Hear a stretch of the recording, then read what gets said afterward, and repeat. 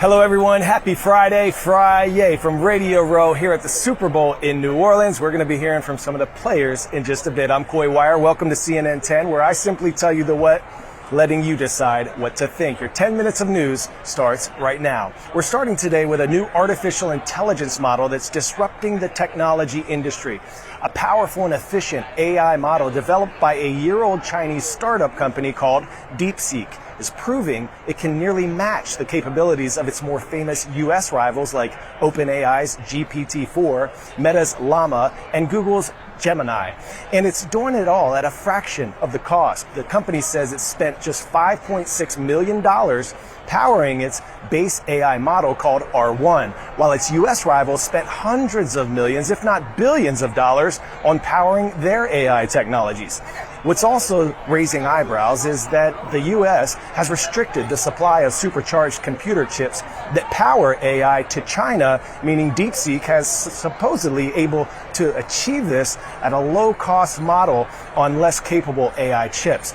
AI is a power-hungry, cost-intensive technology. Last year, Sam Altman, the CEO of OpenAI, said the industry would need trillions of dollars from investors to develop the in-demand chips needed to power the data centers that run the complex AI models.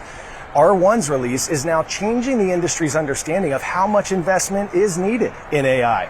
The DeepSeek app has surged on the App Store charts, surpassing ChatGPT with millions of downloads. And it shook up Wall Street, sending stocks for the leading supplier of AI chips and other tech companies plunging earlier in the week. CNN's Brian Todd spoke to experts who weigh in on how much of a threat DeepSeek could pose to years of progress in U.S. AI leadership.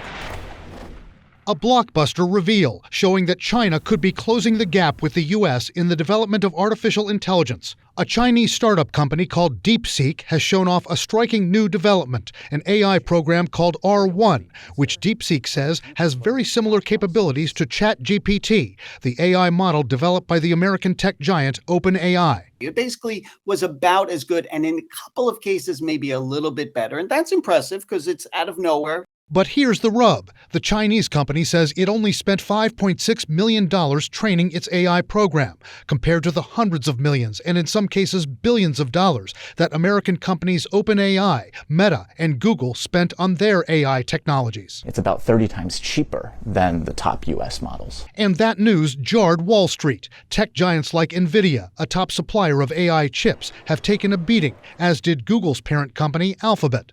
For those not familiar with AI, models like ChatGPT are programs that can answer almost any question you have, based on having read millions of pages on the internet. George Washington University professor Jeffrey Ding, who's researched China's AI programs for about 8 years, challenged the new Chinese program with about 6 probing questions, similar to the way he challenged OpenAI's ChatGPT. The resulting answers, he said, the first 3 are about the same as what OpenAI came up with. We asked Ding a key question. How has China been able to do this so cheaply and be almost as good, it seems? Essentially, they've found a way to get better performance without throwing more and more computing resources at the problem, training efficient and smaller models that require less computing power to train. And China's done this without access to the latest high-tech computer chips, which the U.S. has banned from being exported to China. But one analyst is a bit skeptical, saying we're taking DeepSeek's word for it that it's doing all this much cheaper than its American competitors. We don't know that that is true. We have not verified it yet. We don't know enough details. And Lance Ulanoff says there are things American AI programs can do that DeepSeek's R1 can't. One of the hallmarks of some of the best AIs is that they can do more than just respond to text prompts. Things like Google Gemini, you can have an audio conversation, or you can show it a picture or live video and ask it about it. Now, that's something that DeepSeek R1 cannot yet do. Professor Jeffrey Ding says one key barometer to watch for in DeepSeek R1's future is what it's used most for, whether it's used primarily as an office assistant and productivity type tool, or possibly for other things like maybe a source of news, in which case he says it could encounter a lot more resistance from entities like the U.S. government. Pop quiz, hot shot. Roughly how long does it take for a baby chick to hatch from an egg? 7 days, 21, 30, or 90 days?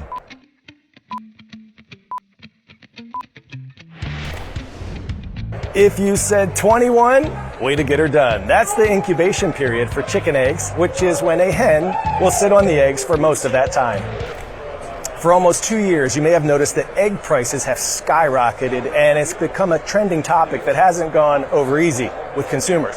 Inflation and avian flu among chicken flocks in the U.S. are expected to make egg prices increase 20% this year, making some shoppers scramble for other breakfast food options.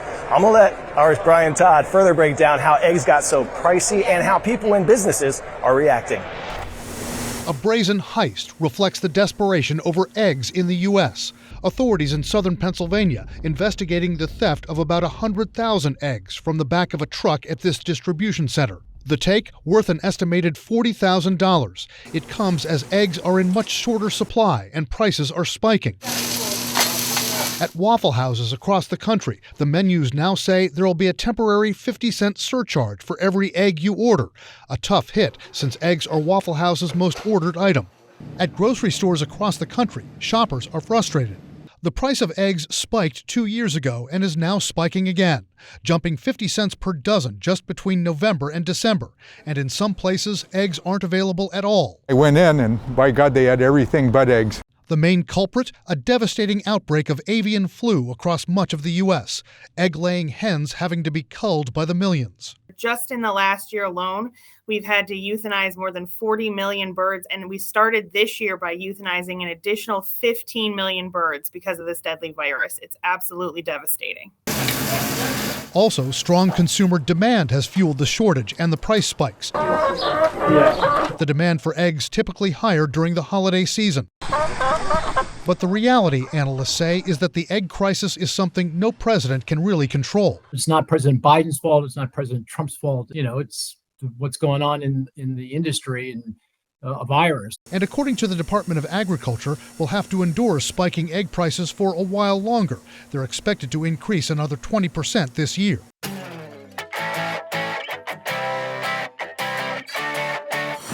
Today, we are giving a 10 out of 10 to some of those Philadelphia Eagles and Kansas City Chiefs who will be going toe-to-toe in the Super Bowl on Sunday. These NFL players, they have almost superhuman athletic talent to make it to this sport's biggest stage, but I wanted to go inside the minds of these athletes and learn a bit of a lighter side of them. Check it out. All right, any hidden talents? Hidden talents?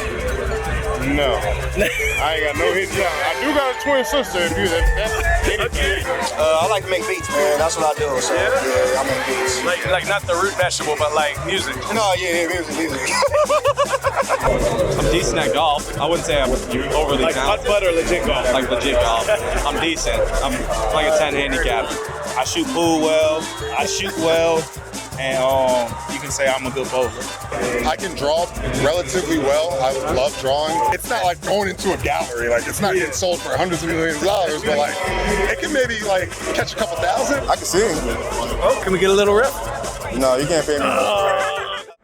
All right, before we head into the weekend, we have a special shout out for all the Wolverines, Miss Pollock's class at Whitman Middle School in Wauwatosa, Wisconsin. Thank you for making us part of your day. And to Mr. Cecina and all our friends at Murray Ave School in New York, rise up. We see you, Isla. Cue that Friday music, Nadir. Have an awesome weekend, everyone. Go on out. Make someone smile. Remember, you are more powerful than you know. I'm Coy Wire. This is CNN 10. It's been a blessing to spend this week with you.